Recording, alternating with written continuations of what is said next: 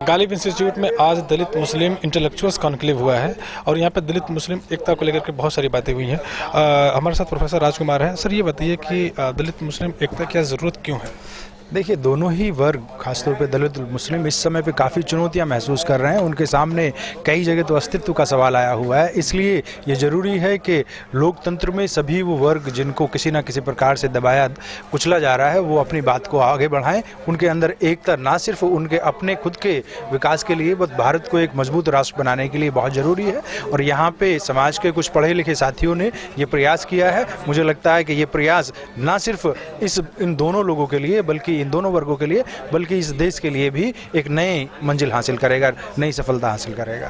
Sir, जब दलित मुस्लिम एकता की बात कर रही है और आज करंट सिनेरियो में देखा जाए तो चाहे गुजरात का ऊना कांड ले लें, उसके बाद अखलाक कांड ले लें, तो एक लंबी सीरीज चल रही है जो ये लोग एक खास तौर पर प्रताड़ित किए जा रहे हैं। सर, ये देखिए, क्योंकि क्योंकि पिछले 70 साल का भारत का अगर इतिहास देखें तो इन दोनों वर्गों की जो मूलभूत समस्याएं हैं, इनके मूलभूत अधिकार हैं, उनको कहीं ना कहीं कुचलने का प्रयास किया जाता रहा है। वो किसी भी सरकार ने, चाहे कांग्रेस की सरकार हो या नेशनल फ्रंट की सरकार हो या आज बीजेपी की सरकार हो, जो कि बहुत ज़्यादा खूंखार हो चुकी है, बहुत ज़्यादा एग्रेसिव हो चुकी है, लगता है कि दलित मुस्लिम अपने उन मूलभूत अधिकारों को खो रहे हैं। इसलिए आज एक ज़रूरत पड़ रही है, चाहे रोहित वेमुला वाला इशू हो या फिर ऊना का इशू हो या अखलाक वाला इशू हो। आप हर तरफ देख रहे हैं कि ये वर्ग अपने उन संवैधानिक अधिकारों को भी खोते जा रहे हैं जो इनको बाबा साहब ने बहुत संघर्ष के बाद दिलाए थे। तो 70 साल बाद हमारी जो स्थिति है, वो लग रहा है कि कहीं ना कहीं हम एक परतंत्र देश में रह रहे हैं, जहाँ पे अपनी बात को अच्छे से नहीं कह पा रहे हैं, जहाँ पे अपनी बात को हम स्वतंत्र होकर नहीं कह पा रहे हैं। इसीलिए दलित मुस्लिम एकता आज समय की ज़रूरत है और उस समय की ज़रूरत को बहुत सारे साथियों ने पहचाना है। आप देख रहे हैं कि चाहे JNU है, जामिया है, इग्नू है और देश के विभिन्न जगहों से चल के लोग यहाँ पे आए हुए हैं। हमें लगता है कि हम अगर 50 लोगों को आज बुलाने की कोशिश कर रहे हैं तो 200 लोग पहुंच रहे हैं। ये अपने आप में दिखाता है कि कितनी सख्त ज़रूरत आज का आम आदमी, खासतौर पर दलित और मुस्लिम एक साथ आने की ज़रूरत महसूस कर रहा है। हमारे साथ JNU के प्रोफेसर अनवर कमाल पासा साहब हैं। सर, हाँ सर, यही सवाल आपसे भी है कि आज दलित मुस्लिम एकता की ज़रूरत क्यों महसूस हो रही है? आज़ादी के 70 साल के बाद भी आज देश में ऐसी स्थिति पैदा कर दी गई है कि जहाँ जो बुनियादी फंडामेंटल जो राइट है, राइट टू लाइफ, वो भी एक तरह से छीनता हुआ महसूस हो रहा है। दलित वंचित समाज को, मुसलमानों को, दलितों को और मुसलमानों को ख़ास तौर से एक असुरक्षा की भावना उनके दिलों में जाग रही है। उन्हें दहशत और खौफ के माहौल में जीने पे मजबूर किया जा रहा है।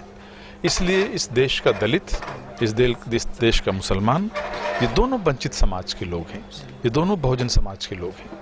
उनको संजीदगी से इन पहलुओं पर गौर करने की ज़रूरत है और आपस में एक ऐसी एकता, एक ऐसा इत्तेहाद कायम करना होगा जिससे हम उन तमाम मसलों का हल ढूंढ सकें जो 70 साल में जिस तरह के मसाइल पैदा किए गए, जिस तरह से हमें महरूम रखा गया, वंचित रखा गया।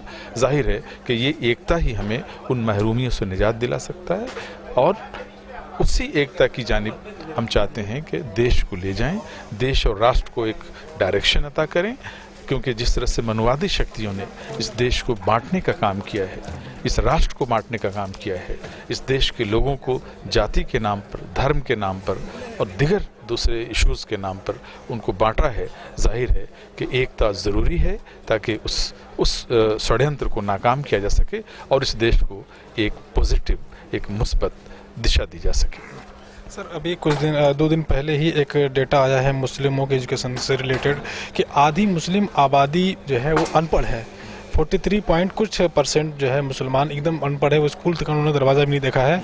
और एक इसमें ये भी है कि सिर्फ 2.76% ही मुस्लिम जो है वो ग्रेजुएट या उससे अधिक की एजुकेशन हासिल की हुई है। ये है वो कमाई, नहायत शर्म की बात है जो 70 साल के बाद इस देश के अवाम ने, मुसलमानों ने, जो इस देश की दूसरी बड़ी अक्सरियत है, हिंदू जिसे हम कहते हैं, गरचे हिंदू समाज भी एक नहीं है, दलित और जो पिछड़ा वर्ग है उनको बाहर कर दें तो जाहिर है कि जो मनुवादी लोग हैं वो बहुत थोड़े से हैं, मुट्ठी भर लोग हैं।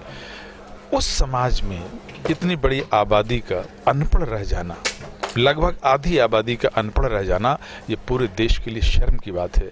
और ये खुद वो कहानी बताती है कि 70 साल में किस तरह से इस देश की इतनी बड़ी आबादी रखने वाली कम्युनिटी को इस मुकाम पर पहुंचा दिया है कि वो आधी आबादी उसकी अनपढ़ हो गई है। जाहिर इस देश का भविष्य क्या होगा, इस देश की इस कम्युनिटी का भविष्य क्या होगा?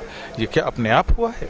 आज़ादी के वक्त इस देश में मुसलमानों की जो हालत थी पार्टीशन से पहले, वो 33% उनकी नुमाइंदगी हुकूमत में थी।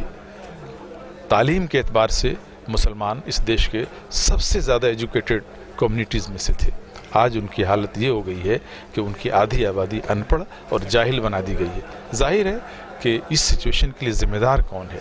इन तमाम बातों का हिसाब किताब करने का वक्त आ गया है और मुसलमान अब इन सवालों का जवाब मांगते हैं, ढूंढते हैं और उनको जवाब देने का हुनर भी अब आ गया है। आने वाले दिनों में वो उन तमाम शक्तियों को सबक सिखा देंगे जिन्होंने उनको इस मुकाम पे पहुंचाया है। सर, एक सवाल ये भी है कि अभी जो मुसलमानों का बैकवर्ड है वो सोशल भी है, इकोनॉमिकल भी है और पॉलिटिकल भी वो बहुत पीछे हैं। आबादी के हिसाब से अगर देखा जाए तो आज लोकसभा में 75 होने चाहिए मगर हैं 23। उसके बाद विधानसभाओं का भी यही हाल है। अन्य जो लोकल बॉडीज़ हैं, ग्राम प्रधानी चाहे जिला पंचायत का जो चुनाव हो उसमें भी, तो हर जगह इनका मतलब कि रिप्रेजेंटेशन नहीं है।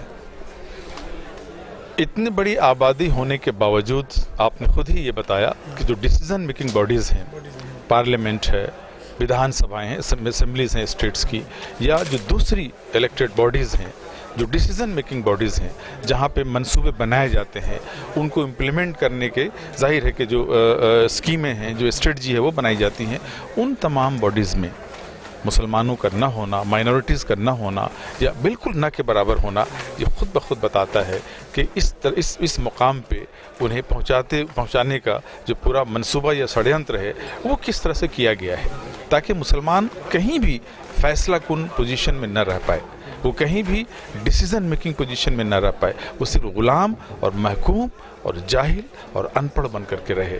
ये पूरी एक साजिश रही है। मैंने कहा कि पूरे 70 साल में हमें जो कुछ मिला है इस देश में जमहूरियत के तहत आज़ाद हिंदुस्तान में, वो यही है कि हम महरूम हैं, हम डिप्राइव्ड हैं, हम वंचित हैं। जाहिर है कि उससे बाहर निकलने का वाहिद एक रास्ता है कि हम इस देश के दूसरे डिप्राइव्ड सेक्शंस के साथ, दूसरे महरूम तबकात के साथ, दूसरे वंचित समाज के साथ मिल करके अपने जमहूरी हक की लड़ाई लड़ें और अपना हक हासिल करें। शुक्रिया सर। यहाँ पे दलित मुस्लिम एकता की बातचीत चल रही थी और अब जो है ये गुजरात के ऊना से ये मामला शुरू हुआ था और अब ये पूरे देश में धीरे धीरे फैल रहा है और लोग दलित मुस्लिम, अब पहले लोग बात कर रहे थे, अब इंटेलेक्चुअल्स भी इस पे जो है ज़्यादा फोकस करने लगे हैं कि दलितों और मुसलमानों के बीच यूनिटी होनी चाहिए। दिल्ली से कैमरामैन रैन प्रताप के साथ निसार सिद्दीकी, नेशनल दस्तक।